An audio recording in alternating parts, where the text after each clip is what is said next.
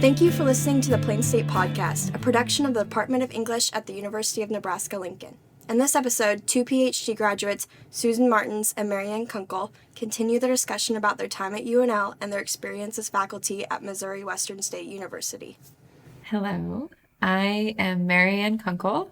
I am an assistant professor of creative writing and publishing at Missouri Western State University and a UNL alum. And I'm really excited to be here with my good friend and scholarly hero, Susan Martens. Do you want to introduce yourself? Yes, thank you. I am Susan Martens. I'm an associate professor of English at Missouri Western State University, and I'm also the director of the Prairie Lands Writing Project. So I called you my scholarly hero. Yeah. I think you, more than anyone I can think of, blend your passions in real life with your scholarship and your teaching. It seems like you have a very fluid way of blending your love of place and your love of teaching and your love of research, all with the work that you do. Do you want to talk a little bit about all the things you do at Missouri Western? Sure. Well, I teach courses for English education majors. I teach first year composition and I teach graduate courses. I also, as the director of the Prairie Lands Writing Project, I kind of oversee our programs. So one of those programs is a writing retreat for teachers, and Marianne is annually our guest editor, and it's so wonderful to have her there. She's been so inspirational to area teachers, so that's one thing I do. I have the pleasure of sort of shepherding programs that started before I even came to Missouri Western, like our high school writing day, which brings over 200 area high school students to the area with their teachers. And our Department of English and Modern Languages hosts workshops for them. And they just have a wonderful day of writing. It's like band day or like journalism day, but it's just writing, and it's terrific. And Marianne has been a presenter of workshops and been really popular for us. So yeah, I wear lots of hats, and I am fortunate that I get to work with area teachers. And that's really important to Missouri Western, our outreach, and the way that we place our pre-service teachers in schools too, so I can help smooth the way and sustain those relationships. So yeah, that's all part of that work. And one thing I know that you're really passionate about, that you've written about and that you've lived and traveled for, are your writing marathons. Can you talk a little bit about that and your scholarship and just the way that it's progressed over the years? I know you've also incorporated some of your love for place in your composition classes that you teach. Yeah, sure. I love that you call it sort of this fluid way I'm weaving my scholarship and my passion for writing and my teaching. But really, it's just my way of sort of leveraging the positions I have to do the things that I love to do. And I know that they're good for other people too, so it works out usually. But I feel, again, so grateful for that opportunity. But a writing marathon is a writing activity that involves writers of any age writing in locations in small groups and sharing their writing with no comments, and they just move around the area. So you can do it with elementary students, high school students, college students, writers. Writing marathons are used at literary festivals and in community groups. I did a presentation for the Writers Guild of St. Joseph once, and so it can really work for anybody. And so I use them in my first year composition courses as a way to help students get to know the campus. Our campus has a high sort of commuter and non-traditional student populations, and so they don't always feel like they belong on the campus. And getting out and writing in different locations and exploring the campus is a way for them to feel like they belong, because once you write in a place, you have a kinship with it, I think, and a new relationship with it. And so this year I actually had my composition students write recommendations for writing spots on our campus, so that when some visiting high school students came, they were able to read the recommendations from college students and then go find those little nooks and crannies on that campus to go and write. And that was really fun. Wow. And how did you think of that? I don't know. I've been working with this new application. It's a digital mapping tool called StoryMap.js. And so I've been trying to develop an interactive map for our campus using recommendations from students. And also, the Prairie Lands Writing Project has our Summer Institute each summer. And so we want teachers who come to our campus for graduate courses to be able to kind of navigate our campus. Our campus is fairly small compared to UNL, but people who aren't familiar with it need some help. And I'm also building a map of St. Joseph. So we have teachers coming in the summer to do the Summer Institute, and they go and write in our little cafes and our museums and our little bookshops and parks. And then they write up recommendations. And so this map allows them to allows other people to see locations. It's great for the area businesses. It's great for our community. So, I think these writing marathons are a win-win for everybody. And I love them. I always find inspiring things to write about. So I'm just so grateful. And I learned about writing marathons when I was in the Nebraska Writing Project at UNL, under the direction of Robert Brooke. And these are activities that are done across the country. And so it's cool because once you go on a writing marathon, then if you meet other people who've been on them, you kind of have this common experience, and it's very cool. Yeah. Can you talk more about your time at UNL, what you remember? Does that feel far away, like a different person, or does that feel, are all the time in your work now, are you thinking about your experiences there? I mean, it does feel like a long time ago, but also very present with me. I was fortunate to train with some fantastic professors, and of course, Robert Brooke, but also in the education department, I was able to work with faculty there and kind of be an intern in teacher education classes and learn how to teach teachers, which it turns out is really difficult to do. And I feel like I had fantastic mentors. I still use a lot of the activities, some of the materials, and I feel like I embody some of their wisdom, if I can put it that way. So I also was fortunate to work on a campus-wide assessment program, which, I remember someone telling me assessment is like the Hotel California. You can always enter, but then you can never leave. Once you learn how to do assessment, everyone wants your expertise. Mm-hmm. And so I've been able to help a little bit on our campus with that. But yeah, so such fantastic training. What a wonderful community of graduate students. My time as associate composition coordinator, I can't express enough gratitude for that training. Just as a teacher of writing and a teacher of teachers, that was fantastic for me. So fond, such fond memories. I couldn't have asked for a better time. And how does that feel to have teachers that you have trained here at Missouri Western?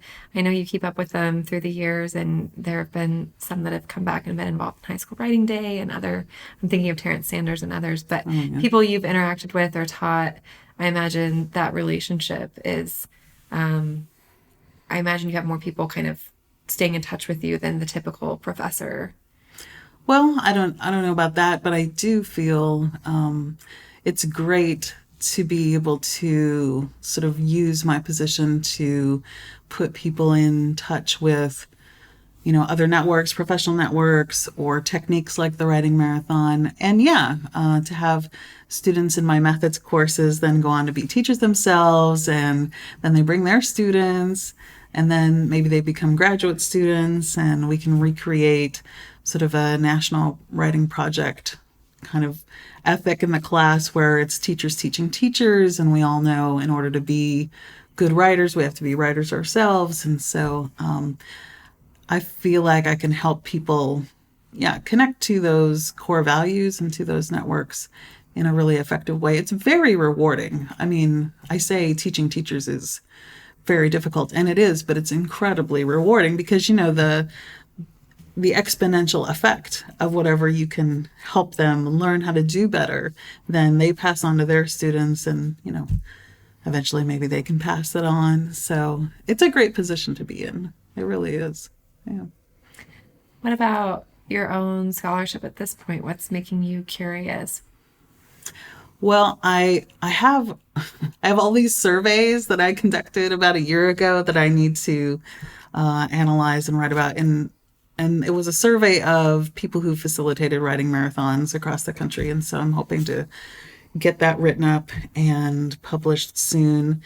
But I'm also interested in I don't know. I kind of branched off into some place-based analyses of, like last summer, I was studying the Renaissance Festival here in Kansas City, and I had a great time interviewing people about their interactions with the place of the festival. I've done a lot of research into the city of New Orleans, which is where writing marathons as their practice in the National Writing Project first emerged, and sort of the depictions of New Orleans. And I use that in my composition courses too. So I think my scholarship is almost always about my teaching. So yeah, hopefully I'll be able to continue that. Do you find, I think something similar about our positions, and that I admire, you've been at this longer than me at this university. Yeah, not by much. Is kind of the programmatic aspect of your position. So everything that you do in the classroom plus the Prairie Lands Writing Project load. I mean, did you set out to go after a position that involved so much multitasking? And do you find that challenging? Do you find that stimulating? Because I know you're also applying for grants and managing programs. And yeah, it is more challenging than I anticipated. And I feel like the teaching is almost like a refuge within that work. I always tell people, I know everybody in accounting. I know everybody in admissions. I know everybody in the registrar's office. I have to work with them all the time. And I feel like I've learned a lot of behind the scenes knowledge. I know one of my mentors at UNL used to talk about institutional literacy, and I appreciate that deeply, and I try to cultivate it all the time. But it is very challenging because I think many faculty members don't know very much about sort of the staff side and how things work. And likewise, the staff members I work with, people in accounting, for example, like they forget that I'm a professor and I teach too. And so it's good for them to see, a faculty person who understands their world. So I sometimes feel like a diplomat, an ambassador, something. You should put that on your business card. I should. I absolutely should. But it's rewarding too. I feel like I know how to get things done sometimes, not all the time, but I'm beginning to understand, the behind the scenes workings, and it's very helpful. And I love about you, there's this mysterious past, even before we met at UNL, where you were a high school teacher. Yes. Can you take us back to that time? Does that seem like a different life? Or Yeah. I'm sure you're channeling that all the time as you're teaching teachers. Well, I rely deeply on my street cred in that way. I mean, teaching, I was a high school English teacher for 12 years at a fairly rural school. And that was an important experience. I was in that position for longer than I thought I would be, but I learned so much about, how difficult high school English teachers, how difficult that job is, and how complicated, and people don't realize until they're in it. And so when I talk to the pre-service teachers, it's always a fine line between trying to help them understand how difficult the profession is that they're entering, but yet how rewarding, because we're facing a teacher shortage, so we don't want to scare anyone, but I also don't want to sell them short on the realities of what they're getting into. So yeah, no, my path was, I was a high school English teacher. I took the Summer Institute with the Nebraska Writing Project. I met fantastic graduate students and faculty members in the English department who said, have you ever considered a PhD program? We think you might enjoy that. And then a couple years later, I did. And it was, it really helped place me where I am now. And I feel like where I can do a great deal of good in the world. So wow. So it was through the encouragement of others who saw PhD potential in you Yeah. that you went on. Yeah. What about favorite spot on UNL's campus? Oh, favorite spot. I mean, what is the sculpture right outside Andrews Hall? Is it called Greenpoint? The little curved thing that you look through and you can see the tower beyond. Yes. Is it? I think I love that so much. I love every time I'm there, I photograph myself, sort of, and then send it to my old friends, from grad school. Yeah, And of that's course, a with good your question. With your writing marathons, that makes sense that you would be paying attention to place. And I walked by that, but I didn't ever know the name of it. So, Yeah, I think it's named after a neighborhood in Brooklyn, Greenpoint.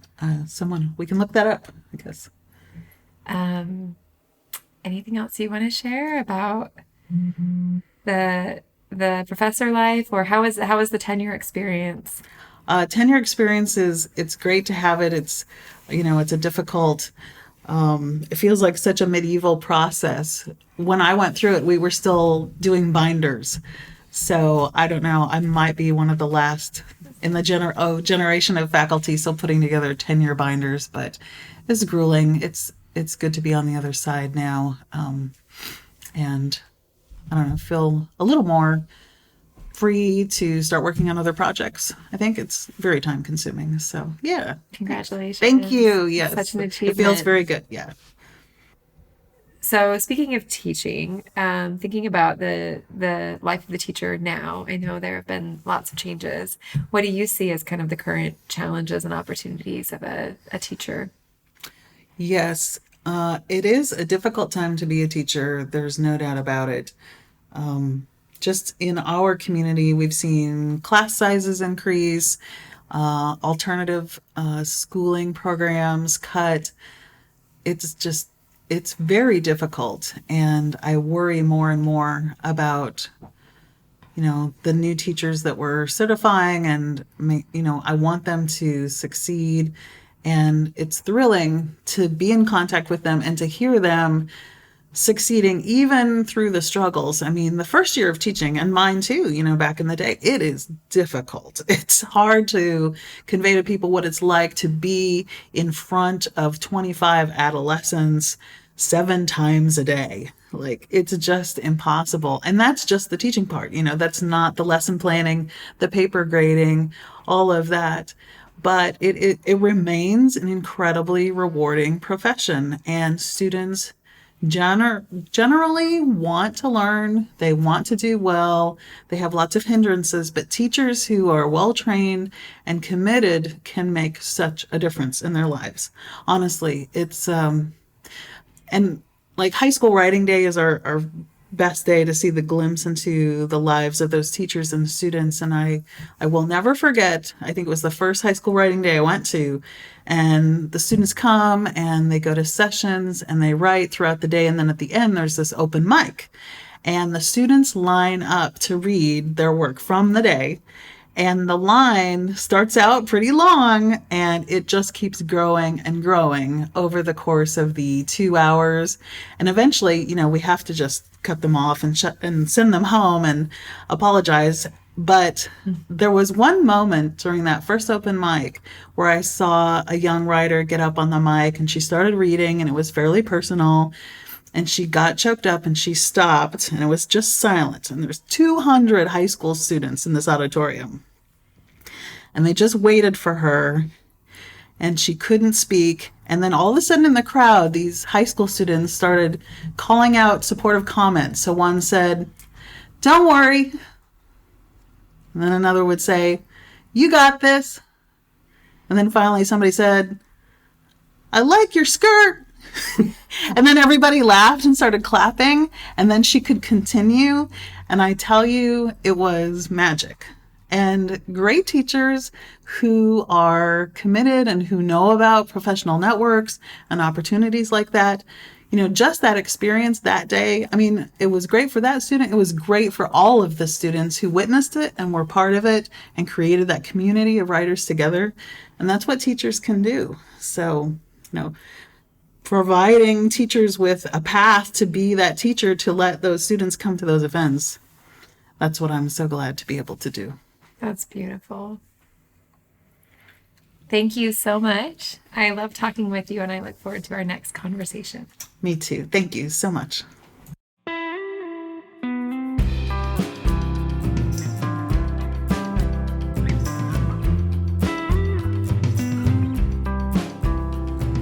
Special thanks to Marianne Kunkel and Susan Martens. Plain State is produced by Robert Lipscomb, post-production by Stephen Ramsey, music by Shadows on a River.